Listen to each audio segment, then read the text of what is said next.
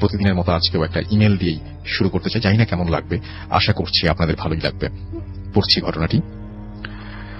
আমার ঘটনাটি পড়ে শোনাবেন, এটা লিখেই তিনি শুরু করেছেন তার ইমেল। তারপর লিখছেন, আসসালামু আলাইকুম রাসেল ভাই, আল্লাহর রহমতে আপনি ভালো আছেন এটাই বিশ্বাস করি। আমি নীরব আহমেদ, গ্রাম ভরতপুর, থানা বড়াইগ্রাম, জেলা নাটোর। আজকে আমি যে ঘটনাটি আপনাদের সাথে শেয়ার করব সেটি আমার জীবনে ঘটে যাওয়া অদ্ভুত সত্য একটি ঘটনা। ঘটনাটি ছিল 2010 সালের। তখন আমি ক্লাস 9-এ পড়ি। পড়ন্ত বিকেলে খেলার মাঠে একা একাই বসে আছি।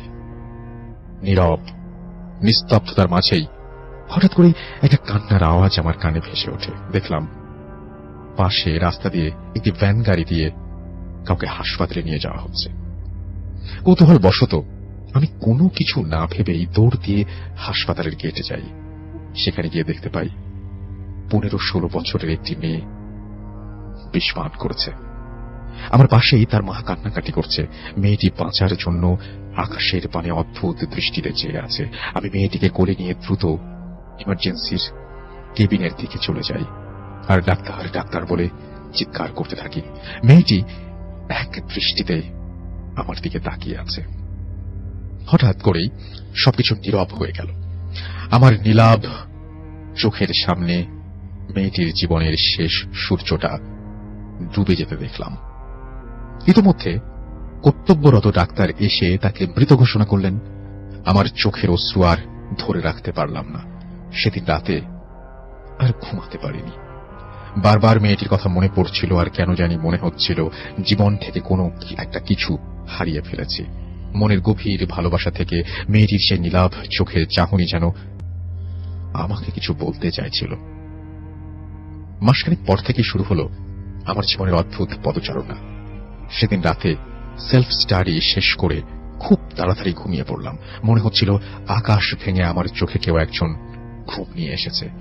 ঘুমের মধ্যে দেখছিলাম আমার বিয়ে হচ্ছে অচেনা অজানা কোনো এক স্থানে, যেখানে চারিদিকে ফুলে ফুলে ভরা। সেখানে অনেক কিছু, অনেক নতুন নতুন মানুষ।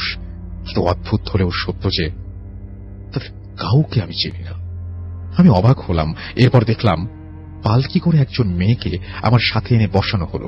মেয়েটির ঘুমটা সরিয়ে বলে উঠল, কে? আমাকে চিনতে পেরেছ?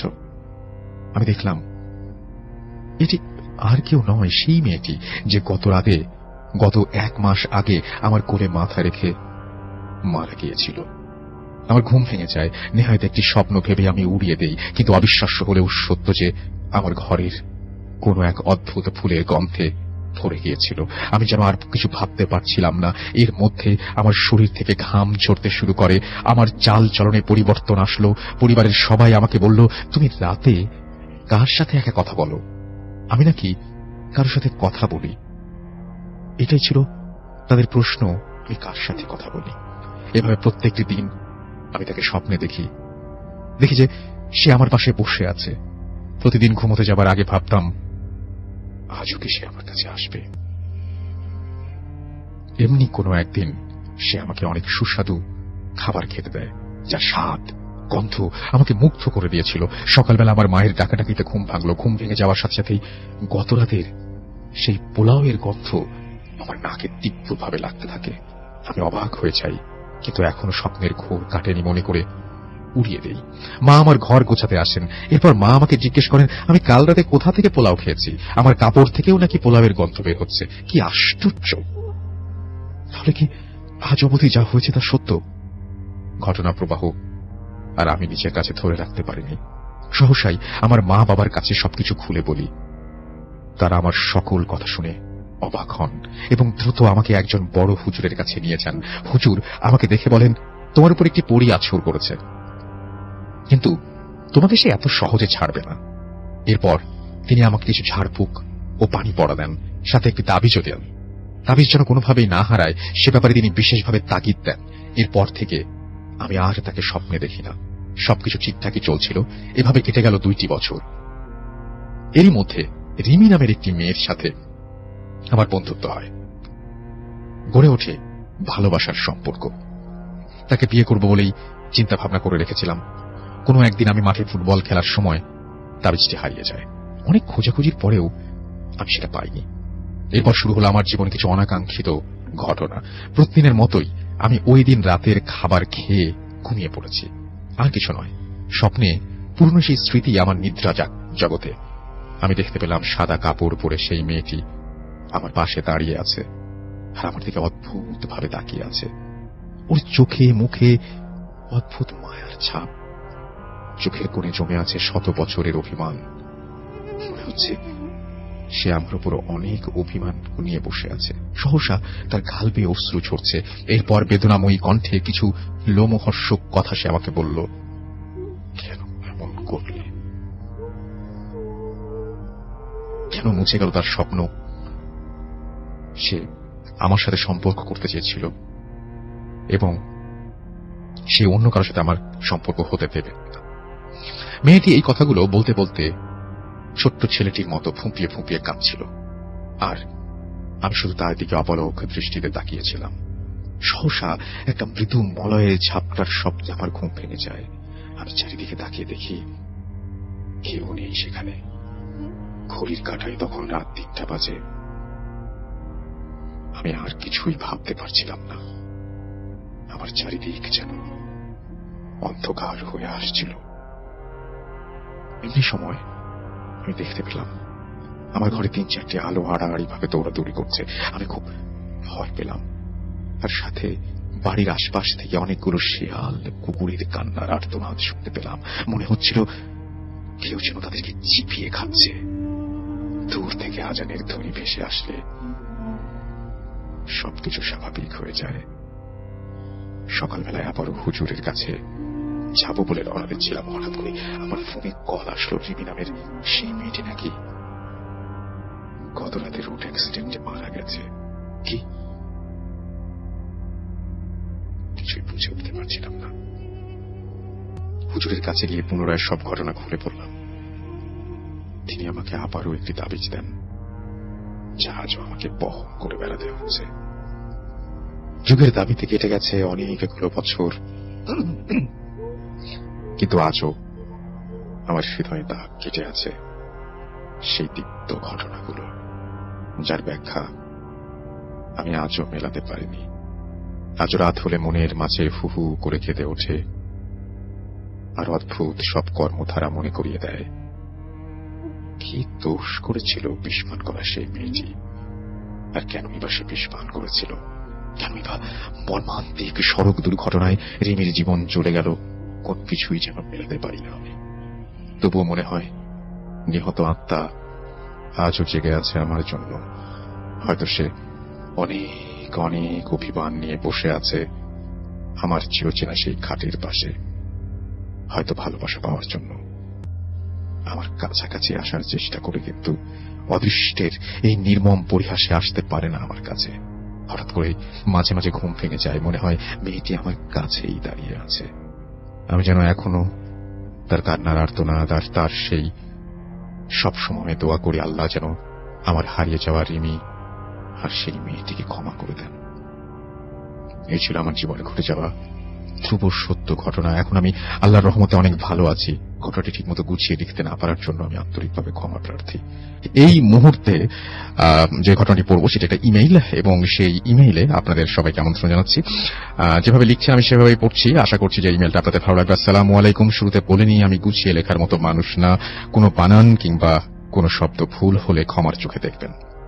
সেই 11 সাল থেকে শুনছি আপনাদের, কিন্তু কেন যেন আজকে লেখার প্রয়োজন বোধ করলাম। আমি আরিফ শাহরিয়ার, বাংলাদেশের একটি রেপুটেড প্রাইভেট ইউনিভার্সিটি থেকে আমার অনার্স কমপ্লিট করেছি আইন বিষয়ে, এবং লন্ডনে মাস্টার্স করছি। ফলে আমার পক্ষে সশরীরে উপস্থাপন করা সম্ভব না। আমি যে ঘটনাটি শোনাবো সেটি বাংলাদেশের, আমার নিজের সাথে ঘটে যাওয়া, সময় প্রায় 5-6 মাস আগের মতো হবে। বলে রাখা ভালো যে আমার তুলা রাশি। আমি জানি না আপনারা বিশ্বাস করবেন, রাশি বিশ্বাস করেন কিনা, বাট ছেলেবেলা থেকে আমার কাছে রাশি জিনিসটা নিছক ভাওতাবাজি মনে হতো। যাই হোক, আমার তুলা রাশির কল্যাণে আমি ছোটবেলা থেকেই কম বেশি প্যারানর্মাল ব্যাপার স্যাপারের সাথে পরিচিত ছিলাম। আমার পরিবারের প্রায় সবাই একটু ইসলামিক মাইন্ডের, যার ফলে এই সব জিন ভূত সম্পর্কে আমাদের সবারই ধারণা ছিল। যাই হোক, ঘটনায় আসি। আমার গ্র্যাজুয়েশন শেষ করার পরে জুন কি জুলাইয়ের দিকে আমি আমার 4 জন ইউনিভার্সিটি ফ্রেন্ড ঠিক করি যে আমরা মানে পুরো বাংলাদেশ জুড়ে যাব। কাকতালীয়ভাবে আমার 4 জন ফ্রেন্ডের বাসায় ছিল ফেনীতে। তার মধ্যে একজনের নাম আশফাক। তো আমরা সবাই ডিসাইড করলাম যে আশফাকের বাসায় থাকবো এবং সেখান থেকেই আমরা পুরো চট্টগ্রাম ঘুরব। এতে আমাদের হোটেলে থাকার খরচটা সেভ হবে। বলে রাখা ভালো, আশফাক এবং বাবা ঢাকায় অনেক মানে ভালো বিজনেসম্যান, ফলে তার পুরো ফ্যামিলি পুরান ঢাকায় থাকে, যার কারণে ফেনী এবং বাংলো বাড়িতে কেউ ছিল না, শুধুমাত্র একজন কেয়ারটেকার এবং তাদের ফ্যামিলি নিয়েই তিনি সেই বাসায় দেখাশোনা করতেন। বাড়িটির লোকেশন ফেনী শহর থেকে ভেতরে সীমান্ত এলাকা পরশুরামে।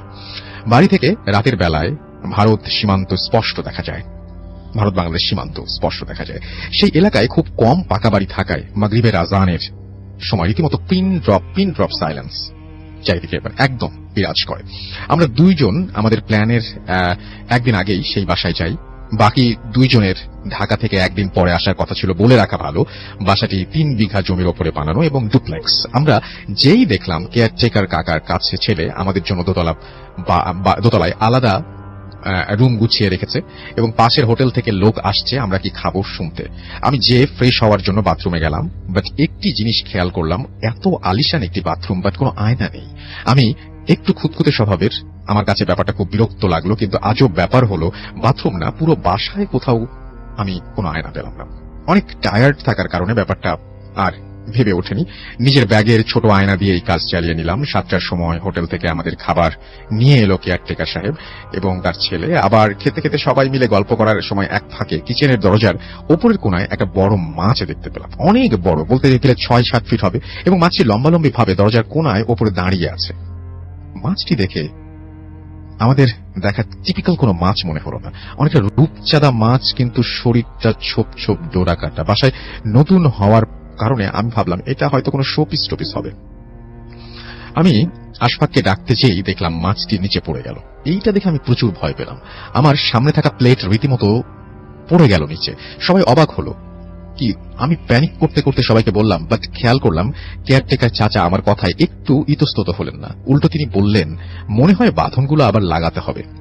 এই কথার মানে আমি কখনো বুঝে উঠতে পারিনি। খাওয়া দাওয়া শেষ করে তিনটি আলাদা আলাদা রুমে ঘুমাতে যাই। বলে রাখি, আমার স্মোক করার অভ্যাস থাকায় ব্যালকনিটাওয়ালা রুমটাতে আমি যাই। ভোর 3টা কিংবা 3:30 দিকে আমার ঘুম ভেঙে যায়, কোনো শব্দে না। আমি লাইট অন করলাম, দেখলাম পুরো ভিজে আছে এবং ফ্যান ফুল স্পিডে দেয়া। আমি উঠে বসেই খেয়াল করলাম আমার গা এবং বিছানা জুড়ে ভেজা। আমার ঘুম কাটিয়ে সেন্স আসার পর আমি বুঝতে পারলাম এগুলো পানি কিংবা ঘাম না, এগুলো গোলাপ জল। আমি কিছু বুঝে ওঠার আগেই দেখলাম খাটের নিচ থেকে একটা সাদা বিড়ালের মতো কিছু দেখতে, পুরোপুরি বিড়ালও না, একটা প্রাণী চলে গেল আমার খাটের নিচের দিকে।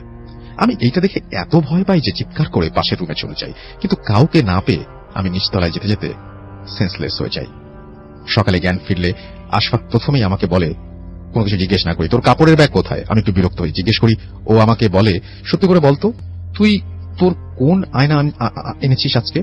আমি বিরক্ত হয়ে বলি, ভাই আমার জীবন যায় আর তুই আছিস আয়না নিয়ে। আশফাক আমাকে শুধু একটা কথাই বলে, শুধু তোর না, আমাদের সবার জীবন যায়, তাড়াতাড়ি আয়নাটা নিয়ে নিচে আয়। আমি উঠে নিচে যেতেই দেখি কয়েকজন হুজুর আর এদিক বাচ্চা। দেখে মনে হচ্ছে বাসায় মিলাদ। আমি আয়না নিয়ে যেতেই আমার কাছ থেকে হুজুর ছো মেরে আয়নাটা নিয়ে নেন। তারপর সেটি হ্রদে ধোয়া পানিতে ফেলে একটা কয়লা দিয়ে ভেঙে গেলে একটি কয়লা দিয়ে ভেঙে গেল বা কিছু একটা লিখেছেন উনি। আমি খুব বিরক্ত হয়ে আশফাককে বললাম, কি হচ্ছে? ও আমাকে বলে, ঢাকায় যাওয়ার পথে সব বলবো। আমি যেন 1 ঘন্টার মধ্যে রেডি হই। পরবর্তীতে ঢাকায় যাওয়ার পথে আমি যে সব শুনলাম তাতে আমার রীতিমতো আটকে উঠার পালা। প্রথমত এই জায়গায় মোগল আমলের অনেক মানুষকে মারা হয়েছিল। পরবর্তীতে তাদের দাদারা এই জায়গার বাড়ি বানাতে চাইলে যেই কাজটা শুরু করত কোনো না কোনো ভাবে বাধার শিকার হতো। আশফাকের বাবা 2009 সালে এই বাড়িটি বানায়। এই বাড়িতে ওঠা ঠিক 13 দিন পর তার দাদি মারা যান, এবং আরো আশ্চর্যের ব্যাপার, তার ঠিক 13 ঘন্টা পর তার নানা স্ট্রোক করে মারা যান। এরপরে তার মামা খালারা ওই বাসায় অনেক সমস্যা ফেস করতেন, এবং এক পর্যায়ে তারা কুষ্টিয়া থেকে বড় হুজুর আনেন। হুজুর বলেন যে সেই বাসায় 88,000 জিন বাস করে, এবং তিনি আরো বলেন যে এই জিন এই বাসার মধ্যেই অন্য মাত্রায় বা ডাইমেনশনে বাস করে। ফলে তাদের কোনোভাবেই তাড়ানো সম্ভব না।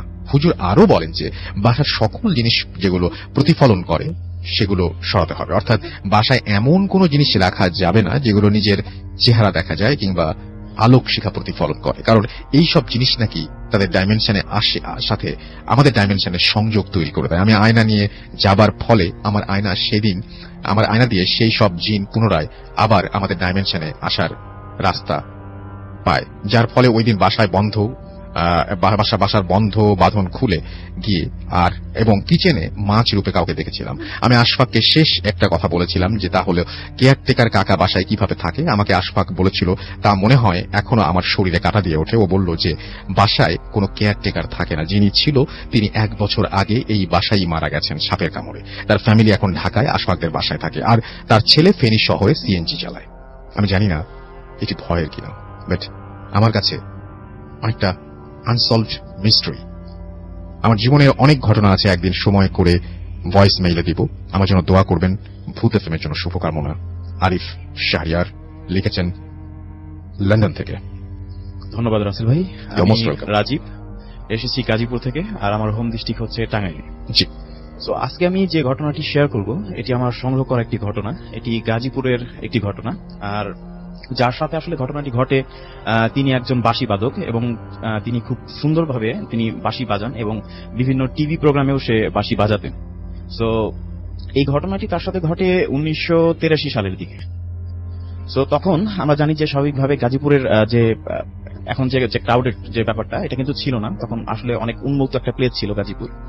সো আমার যে যার কাছ থেকে আমি আসলে ঘটনাটি সংগ্রহ করি তার বাসা গাজীপুরের টঙ্গীর কোন একটি স্থানে, আমি আসলে নামটি মেনশন করছি না ভাই। তো তার বাসায় তার দুঃসম্পর্কের একটি মামা সে তার বাসায় থাকতেন এবং সেখান থেকে সে পড়ালেখা করতেন। সো ওনার একটা বিশেষ গুণ ছিল কি, উনি অনেক সুন্দর বাঁশি বাজাতেন।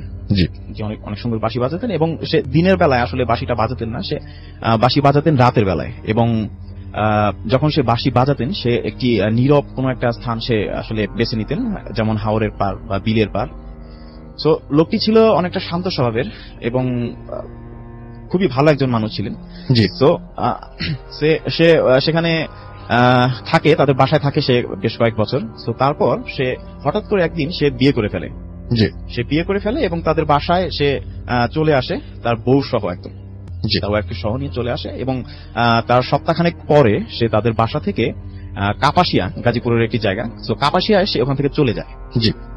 তো তারপর আমি যার কাছ থেকে ঘটনাটি সংগ্রহ করি, আসলে সে তার নামটি আসলে শেয়ার করতে বারণ করেছেন, যার কারণে আসলে আমি নামটি শেয়ার করতে পারছি না আসলে ভাই। তো সে তার বাঁশি এর আগেও শুনেছে, তো তার হঠাৎ করে ইচ্ছা হয় যে সে বাঁশি বাজানো শিখবে। তো বাঁশি বাজানো শিখবে, সো সে আসলে কয়েকটা বাঁশি সে কিনে নিয়ে আসে এবং সে একা একা ট্রাই করে, বাট তার হচ্ছিল না। তো তারপর সে ওখানকার স্থানীয় একজন গুরুজি আছে, তো তার কাছে সে তালিম নেয়, বাট আসলে মানে ওই রকম সুর সে পাচ্ছে না আসলে যেটা সে চায়। সো সে তার মামার খোঁজ শুরু করে, সে বিভিন্ন জায়গায় খোঁজ করে এবং কাপাসিয়াতেও যায়, বাট তার এক্স্যাক্টলি যে লোকেশন যেটা সেটা সে ট্র্যাক করতে পারছিল না। আর আমরা জানি যে ওই সময়ে আসলে কমিউনিকেশন যে সিস্টেমটা এটা এতটা ডেভেলপ ছিল না আজকের মতো। সো তারপরে কেটে যায় বেশ কিছুদিন। সো এট লাস্ট সে তার অ্যাড্রেস খুঁজে পায় এবং যায়, তার সাথে দেখা করার পরে তার মামাকে সে রিকোয়েস্ট করে যে তাকে যেন বাঁশি বাজানোটা শেখানো হয়। তখন তার মামা তার এই রিকোয়েস্টটি শুনে এবং ওনার মামার যে ওয়াইফ আছে ওনার দিকে এসে একবার তাকায়, বাট ওনার যে মামি কোনোভাবেই আসলে সম্মতি দিচ্ছিল না, মৌখিকভাবে না, বাট সে না করছিল সে ফেস এক্সপ্রেশনের মাধ্যমে। কিন্তু সে তার ভাগ্নেকে আসলে অনেক আদর করার কারণে তার রিকোয়েস্টটা আসলে ফেলতে পারে না। সো সে বলে আচ্ছা ঠিক আছে, তোমাকে আমি শেখাবো, সো কালকে রাতে তুমি আসো আমার সাথে। সো তারা চলে যায় কাপাসিয়ার একটি নির্জন স্থানে, ওটা একটা হাওরের মতো। তো সেখানে তারা চলে যায় এবং সেখানে ছোট একটি ডিঙি নৌকার মতো ছিল। তো তারা দুজন সেই ডিঙি নৌকার উপরে উঠার পরে সো তার মামা এক পাশে আর সে আরেক পাশে বসে। সো বসার পরে তখন তার মামা তাকে বলে, ওকে ঠিক আছে, তুমি এখন আমি যেভাবে বাঁশিটা বাজাবো তুমি আমার এই টোনগুলো নোট করার চেষ্টা করো। তখন সে বলে আচ্ছা ঠিক আছে। তখন তার মামা তার বাঁশিতে সুর তুলে এবং আমাকে উনি যেভাবে বললো যে এমন সুর সে এর আগে কখনো শোনেনি, মানে এটি একটি অদ্ভুত রকমের একটি মানে বাঁশির সুর। সো সে আসলে চোখ বন্ধ করে আসলে বাঁশির সুরটা সে শুনতে থাকে এবং নোট করার চেষ্টা করে। সো কিছুক্ষণ পরে সে অনুভব করে যে জিনিসটা জি। সেটা হচ্ছে যে তার নৌকায়, মানে আমরা তো জানি যে নৌকা যদি পানির উপরে থাকে রাসেল ভাই, সেটা কিন্তু দোল খায়। তার নৌকাটা কোনো দোল খাচ্ছে না। সো দোল খাচ্ছে না, সে এটা ফিল করে সে তার চোখটা খুলে। যখনই সে তার চোখ খুলে, সে দেখতে পারে যে তার যে মামা অপোজিট সাইডে যে সে বাঁশি বাজাচ্ছিল, ঠিক তার ওপরে অনেকগুলা আলোর বিন্দু, আমরা জানি যে এলইডি লাইটের মতো অনেকগুলো আলো, এবং সেগুলো আপনার হইতেছে ওয়েভিং করতেছে ঢেউয়ের মতো। সো যখন সে এই জিনিসটা দেখে, দেখার পর সে তার উপরের দিকে তাকায়, তার মাথার উপরে তাকায় এবং দেখে সেম জিনিসটা তার মাথার উপরে, এবং সে প্রচন্ড ভয় পায়। প্রচন্ড ভয় পাওয়ার পরে সে একটা চিৎকার দেয় ওখানে। সো সে যখন ওখানে চিৎকার দেয়, সো সাথে সাথে ওই লাইটগুলো সবগুলো আকাশের দিকে উড়ে যেতে থাকে, এবং তারা যে নৌকাটার উপরে আসলে বসেছিল, সেই নৌকাটা সজোরে পড়ে যায় পানির মধ্যে। এবং সে, আমি যার কাছ থেকে ঘটনাটি সংগ্রহ করেছি, সে মাথায় আঘাত পায়, নৌকার যে সাইড আছে সেখানে তার মাথায় বাড়ি লাগে এবং সে আঘাত পায়। তো তারপর তার যে মামা আছে, তার মামা সজোরে বলে উঠে যে তোমাদের অনেকবার আমি বলেছিলাম যে আমার সাথে যদি কেউ আসে, এভাবে কখনো তোমরা সামনে আসবে না, আর এভাবে তোমরা ডিস্টার্ব করবে না। সো তারপরেও তোমরা শুনলে না। সো সে অনেকটা মানে রাগান্বিত ভাবে সে কথা বলে। সো তারপর তারা চলে যায় বাসায়। তারপর চলে যাওয়ার পর তার ভাগ্নেকে সে বলে যে আজকে যে ঘটনাটা ঘটলো, এটা তুমি আসলে কারোর সাথে শেয়ার করো না, আর তুমি আমার কাছ থেকে আর শেখার দরকার নাই, তুমি ভয় পাবা। সো তুমি বেটার তুমি অন্য কারোর কাছ থেকে তুমি বাঁশি বাজানো শেখাটা কমপ্লিট করো। কিন্তু আমি যার কথা বলছি যে উনি নাসরবান্দা ছিলেন, উনি বললেন যে না, যাই হোক আমি এটা দেখে ছাড়বো, আর আপনার কাছ থেকে আমি শিখবো। তো তারপর মানে উনি কোনোভাবেই তাকে ছাড়লেন না। তারপরে তার মামা তাকে বলে যে আচ্ছা ঠিক আছে, তুমি আগে সুস্থ হও, তারপর এটা দেখা যাবে। সো তারপরে 2 দিন পার হয়। 2 দিন পার হওয়ার পরে তারা বলে যে ঠিক আছে, ওই দিন যখন এই ঘটনাটা ঘটছে ওই পানির উপরে নৌকার মধ্যে, সো আমরা ওদিকে আর যাবো না, আমরা ডাঙায় কোথাও আজকে প্র্যাকটিস করবো। সো তারপর তারা চলে যায় আর একটি মানে শুকনা জায়গা, একটি মাঠের মতো, খোলা মাঠের মতো। সেখানে আপনার মানে খুব এই যে বালির মতো আর কি, মানে চারপাশে ঘাস, বাট ওই জায়গাটা বালির মতো, বাট আপনি একটু শুকনা টাইপের, অনেক সুন্দর একটা জায়গা, কার্পেটের মতো। তো সেখানে তারা বসার পরে তার মামা আবার বাঁশিতে সুর তুলে। যখন তার মামা বাঁশিতে সুর তুলে, তার কিছুক্ষণ পর সে দেখতে পায় যে তাদের যে প্লেস, সেই প্লেস থেকে প্রায় 20 থেকে 30 ফিট দূরে মানে একটা মিররের মতো হলো সেখানে, এবং সেখান থেকে একটি মেয়ে ওই মিরর ওখান থেকে বের হয়ে আসলো, এবং তার পরনে ছিল, সে বলল যে তার পরনে ছিল গোলাপি রঙের একটি জামা, আর তার শরীর থেকে মানে ওই অনেক আলোর বিচ্ছুরণ ঘটছে। তো এর মধ্যে একটা অবাক করা একটা জিনিস ঘটে, সেটা হচ্ছে সে বলল যে মেয়েটি ওখান থেকে বের হয়ে আসলো, হ্যাঁ, সেই মেয়েটির চেহারার সাথে তার মামার যে ওয়াইফ, তার চেহারার অনেকটাই মিল। সো মেয়েটি যখন বের হয়ে আসলো এবং একটু কাছে আসতে, তখনই তার মামা মানে তার বাঁশির সুর থামিয়ে দিয়ে বলল যে তোমাকে না বলেছি যে তুমি এভাবে আসবে না, আর যদি তোমার বাঁশি শুনতেই হয় সেটা তুমি দূরে গিয়ে শুনো। সো তারপর ওই দিন এভাবে গেল, তারা আবার বাসায় ফিরে আসে। বাসায় ফিরে আসার পরে তার মামা তাকে বলে যে আসলে আমি চেষ্টা করেছিলাম যে তোমাকে শেখানোর জন্য, মনে হয় হবে না।